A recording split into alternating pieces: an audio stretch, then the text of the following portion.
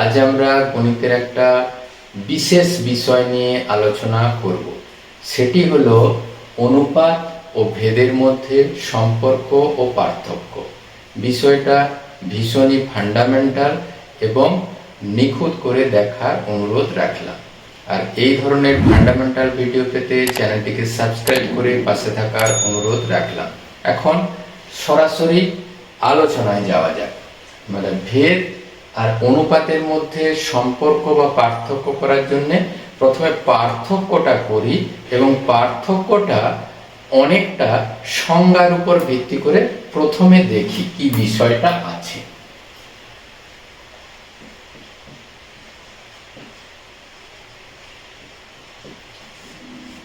আমরা প্রথম পোরশনটা আমরা অনুপাতের মতো করে দেখব, আর পরের পোরশনটা আমরা দেখব ভেদ এর মতো করে, একেবারে পার্থক্যের মতো করে দেখি। সেখানে আমরা কি পাবো? অনুপাত কি? দুটি সমজাতীয় মানে সম এককীয় সমজাতীয়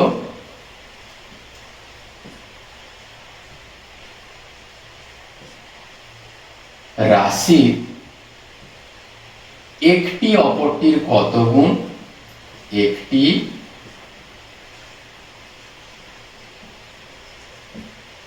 অপরটির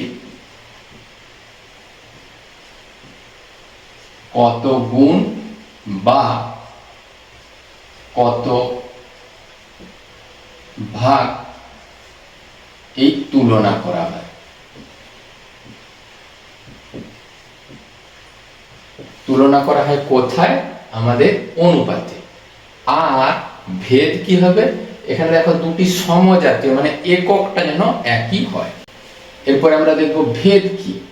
দুটি পরস্পর সম্পর্কযুক্ত, অবশ্যই নিজেদের মধ্যে সম্পর্ক থাকতে হবে।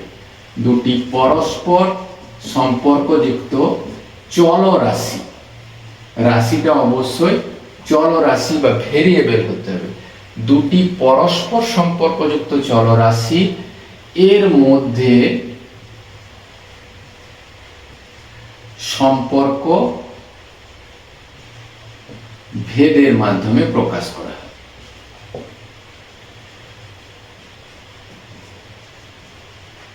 ভেদের মাধ্যমে প্রকাশ করা হয়।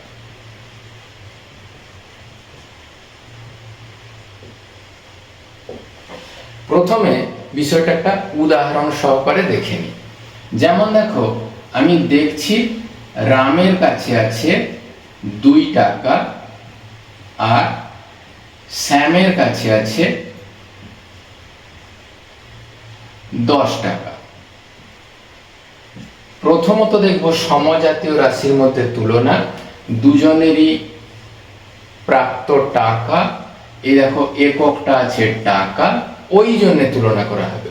এবার দেখো ঠিক রামের টাকা এই শ্যামের টাকাটা রামের টাকার 5 গুণ, অর্থাৎ রামের টাকা এবং শ্যামের টাকার অনুপাত 2:10। এটাকে দেখো আমরা অনুপাতকে ভগ্নাংশে লেখা যায়, আর এখানে দেখো একটু কাটাকুটি করলে 1/5। তাহলে এখান থেকে একটা কথা, রামের টাকা এবং শ্যামের টাকার অনুপাত 1:5। এটা কিন্তু মনে রাখতে হবে সম এককের রাশির মধ্যে তুলনা। আরো একটা দেখো, এখানে বলছি কিরকম করে, দুজন বালক 10টি লাড্ডু খায়।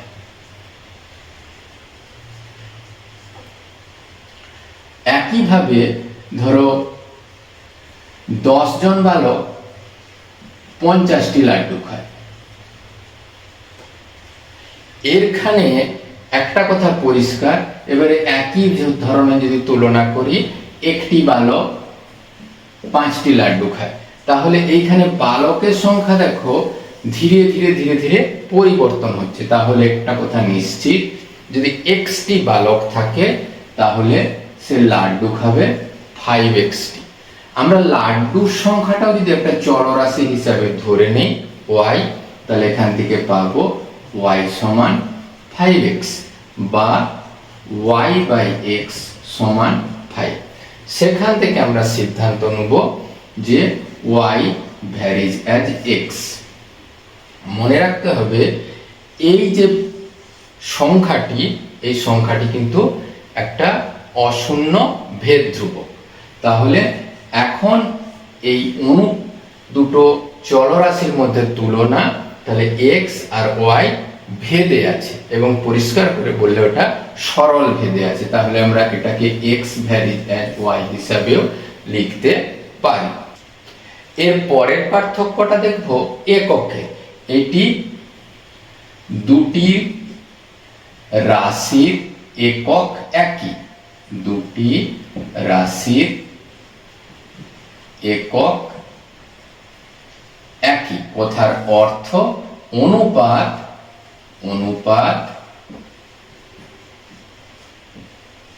একক বর্জিত রাশি।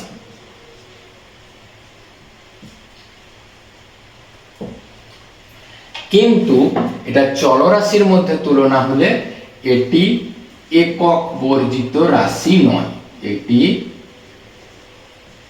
একক বর্জিত রাশি নয়। তার কারণ এখানে একক আছে। আমরা যে আগে উদাহরণটা দিয়েছি সেখানে আমাদের লাড্ডুর সংখ্যা ছিল টি, বালকের সংখ্যা ছিল জন। তাহলে এক জন এই টি বাই জন এককে হয়। কিন্তু একইভাবে যদি আমরা গতিবেগটা ধরি, গতিবেগ যদি চিন্তা ভাবনা করি, ধরো 1 ঘন্টায় যাচ্ছে 5 কিলোমিটার, 1 ঘন্টায় যায় 5 কিমি কোনো একটা গাড়ি, তাহলে গতিবেগ একইভাবে এখানে যদি x ঘন্টায় y কিমি যাবে, সেখানে কিন্তু একক এই কিমি পার ঘন্টা হয়। অর্থাৎ আমরা বলবো একক যুক্ত রাশি বা একক বর্জিত রাশি ওটা কিন্তু নয়।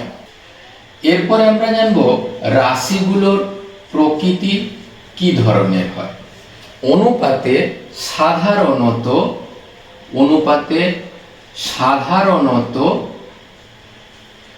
সাধারণত স্থির রাশির মধ্যে স্থির বা ধ্রুবক রাশির মধ্যে তুলনা হয়, স্থির বা ধ্রুবক রাশির তুলনা হয়।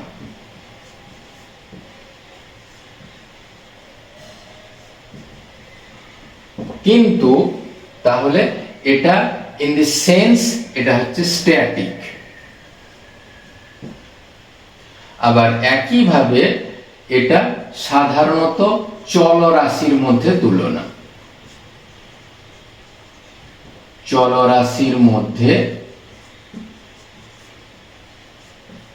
তুলনা। এটা কিন্তু একটা ডায়নামিক, মানে চলরাশির মধ্যে, এটা আমাদের মনে রাখতে হবে। এরপরে আমরা জেনে নেব এটার উপস্থাপন পদ্ধতি। উপস্থাপন পদ্ধতি এর আগে একটু ভালো করে দেখানোই হয়েছে। উপস্থাপন কি? এ একটা রাশি, বি একটি রাশি যদি হয়ে থাকে তাহলে দুটো রাশির অনুপাত a/b আকারে লেখা হয় যদি সেটা সরল অনুপাত হয়। যদি ব্যস্ত অনুপাত হয় তাহলে a একটা চলরাশি, b একটা চলরাশি, তাদের মধ্যে যদি ব্যস্ত অনুপাতিক সম্পর্ক হয় তাহলে এটা b/a আকারে লেখা হয়। একইভাবে a একটা চলরাশি, b একটা চলরাশি, তাদের মধ্যে কোনো একটা আনুপাতিক সম্পর্ক যদি বজায় থাকে তাহলে a ভ্যারিজ অ্যাজ b, এটা হচ্ছে সরল ভেদের সম্পর্ক। আবার যদি দুটো রাশির গুণফল একটা ধ্রুবক সংখ্যা হয়ে থাকে তাহলে a ভ্যারিজ অ্যাজ 1/b, এটাকে ব্যস্ত ভেদের সম্পর্ক বলা হয়। তাহলে কি কি ধরনের প্রকারভেদ আছে সেটাও একটুখানি ছোট্ট করে জেনে নেওয়া যাক। প্রকারভেদ কি কি আছে? সাধারণত অনুপাতের ক্ষেত্রে আমরা দেখব লঘু অনুপাত,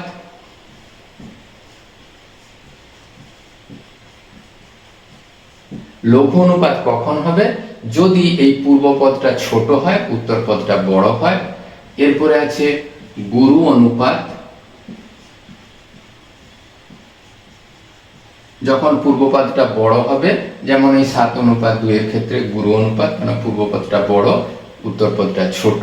তাছাড়াও হয় মিশ্র অনুপাত, যেখানে পূর্ব পদগুলোর গুণফল করা হবে তাকে পূর্ব পদ ধরা হবে এবং উত্তর পদগুলোর গুণফল করে উত্তর পদ ধরা হবে, সেটা হচ্ছে মিশ্র অনুপাত।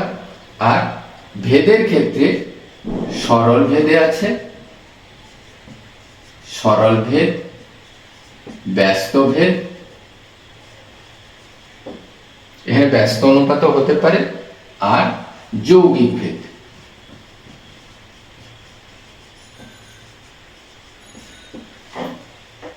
এরপরে আমরা জানবো অনুপাত ও ভেদের মধ্যে কি সম্পর্ক আছে।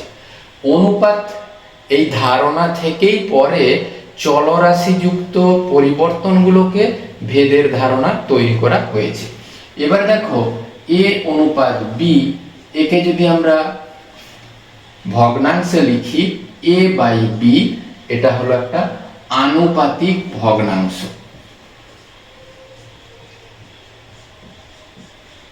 আনুপাতিক ভগ্নাংশ।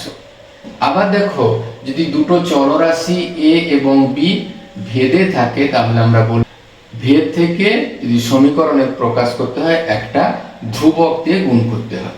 এই ধ্রুবকটাই হলো এখানে ভেদ ধ্রুবক। তাহলে এইখান থেকে একটা সম্পর্ক কি হলো, এই ভেদ ধ্রুবকই অনেক অংশে এই আনুপাতিক ভগ্নাংশের সাথেই সমান। কিন্তু মনে রাখতে হবে একটা বিশেষ পার্থক্য আছে, কি এইখানে এই ভেদ ধ্রুবক সর্বদা অশূন্য হয় তার নেচারে, তার প্রকৃতিতে। মানে দুটো সংখ্যার মধ্যে এই ভেদ ধ্রুবকের মান সবসময় অশূন্য হবে, এটা একটা তাদের ভেদের বৈশিষ্ট্য প্রকাশ পায়। আজকের আলোচনা কেমন লাগলো কমেন্ট বক্সে লিখতে ভুলো না। আর কি ধরনের আলোচনা চাইছো কমেন্ট বক্সে লিখলে ভীষণ খুশি হই। Thank you for watching this video. Thank you.